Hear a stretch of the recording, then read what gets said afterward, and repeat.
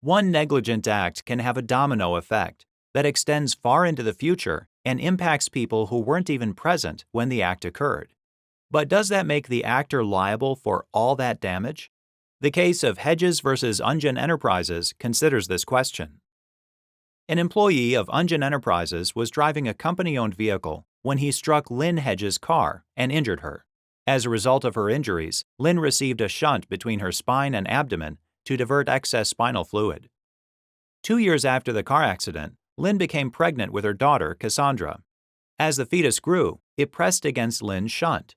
To prevent injury to Lynn, doctors delivered Cassondra by C-section 51 days early. Soon after her birth, Cassondra developed a respiratory condition. Cassondra, through Lynn acting as her guardian ad litem, then sued Unjian for negligence, claiming that Cassondra's respiratory condition resulted from Lynn's car accident. Unjian moved for dismissal, arguing that it didn't owe a duty to Cassondra because a tortfeasor who injures a woman owes no duty of care to her subsequently conceived child, absent a special relationship between the tortfeasor and the mother. The trial court agreed with Unjian and dismissed the complaint. Cassondra appealed to the California Court of Appeal.